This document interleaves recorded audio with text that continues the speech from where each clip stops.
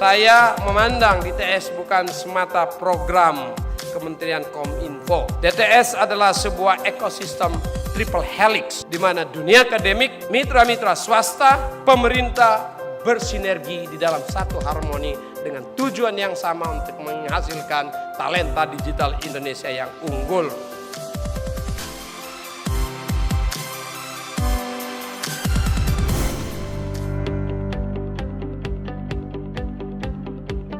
Dunia pada saat ini sedang mengalami revolusi industri 4.0 yang ditandai dengan penetrasi penggunaan teknologi informasi hampir ke seluruh aspek kehidupan.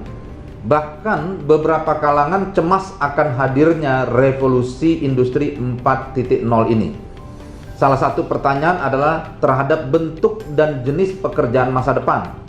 Misalnya peran tenaga manusia di tengah masifnya penggunaan kecerdasan artifisial.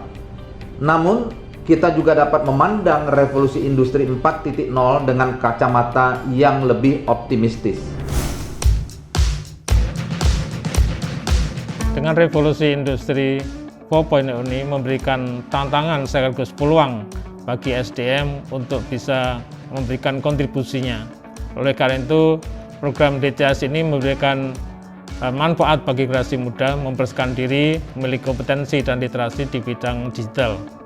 Dan ini adalah tantangan atau sebagai jawaban dengan revolusi industri 4.0 dan begitu juga dengan adanya pandemi pada hari ini, sehingga kebutuhan kemampuan anak muda yang kreatif dan inovatif dalam bidang digital ini sangat dibutuhkan. Era digital ini membawa hikmah tersendiri, yaitu terbukanya peluang kerja atau peluang usaha untuk banyak aspek ya, misalnya data scientist, kemudian user experience, dan lainnya. Tentunya di sini Restart melihat khususnya di customer kami banyak sekali mereka kekurangan talent di sini ya, dan ini sangat dibutuhkan ya di industri sekarang gitu. Munculnya pandemi COVID-19 yang tiba-tiba dan tidak terduga ini merupakan salah satu contoh perubahan yang sangat cepat, di mana teknologi digital menjadi andalan untuk dapat bertahan di masa pandemi ini.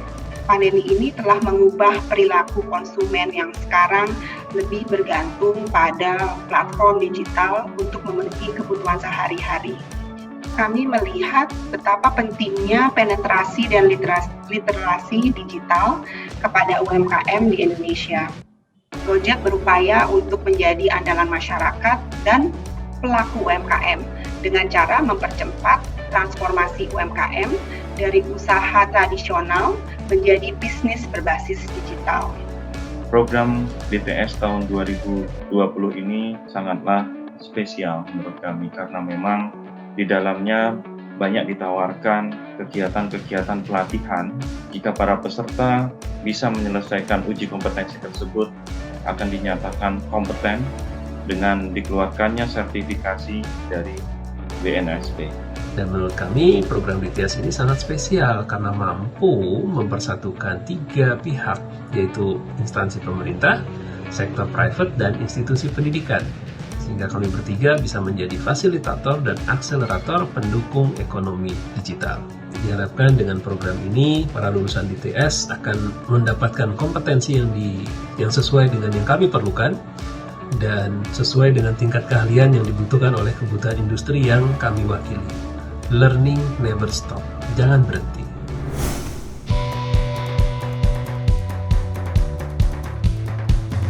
Ada semacam gangguan ya, distraction pola pembelajaran di sini karena kita bisa kurang fokus ketika belajar online, karena belajar online itu kan dibutuhkan koneksi internet yang stabil, lingkungan yang harusnya bisa konsentrasi gitu ya, tidak terganggu, baru bisa berjalan dengan baik. Komitmen dari peserta untuk bisa hadir di kelas-kelas online secara virtual. Internet di Maluku kan kadang-kadang dia hilang, kadang-kadang dia lancar, maksudnya lancar, kadang-kadang dia tidak lancar. Nah, itu kendala terbesar itu.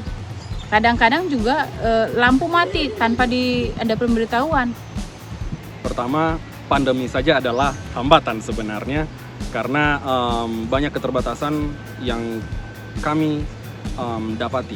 Karena dengan posisinya DTS sekarang jadi online, dengan begitu kita bisa menjangkau hal-hal yang sebenarnya tidak bisa dijangkau saat kelas offline. Materi kita punya standarisasi training of trainer dari Kominfo supaya standarisasi materi itu berlangsung dengan baik ya. Pertama materi, kedua bagaimana cara menyampaikan materinya gitu tuh.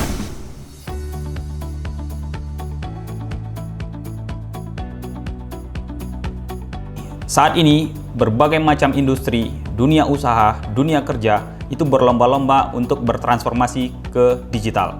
Berdasarkan riset World Bank, di tahun 2015, Indonesia membutuhkan kurang lebih 600.000 talenta digital sampai tahun 2030 untuk mendukung proses digitalisasi. Sementara lulusan dari perguruan tinggi negeri IT, perguruan tinggi swasta IT, maupun sekolah vokasi IT, hanya sekitar 2/3 dari job yang tersedia. Oleh karena itu, hampir dapat dipastikan jika lulusan dari DTS ini memiliki kemampuan yang relevan dengan kebutuhan industri, sudah pasti akan diserap. Saya kira banyak peluang yang bisa dimanfaatkan dengan ilmu dan kompetensi yang mereka miliki. Peluang atau kebutuhan SDM digital itu sangat besar. Apalagi saat ini pemerintah daerah yang sering disebut dengan SPBE, Sistem Pemerintahan Berbasis Elektronik, itu membutuhkan sumber daya digital yang sangat banyak.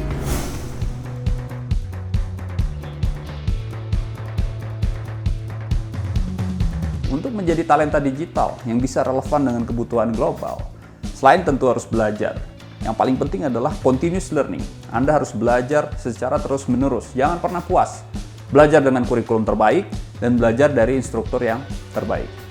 Tentunya hanya mereka yang mempunyai kualitas dan kemampuan adaptasi dengan perubahan zaman, yang memiliki kemampuan, keterampilan yang dibutuhkan saat inilah yang dapat mengarungi dan menghadapi tantangan tersebut.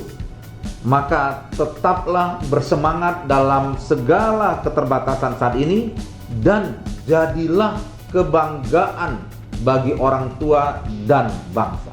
Mari berpartisipasi, jangan lewatkan kesempatan ini menjadi bagian dari pembangunan Indonesia ke depan. Karena ke depan, tenaga-tenaga terampil di bidang digital sangat diperlukan dan mungkin kamu adalah salah satu di antara sekian banyak manusia yang akan berkontribusi untuk kemajuan Indonesia dalam bidang digital ke depan.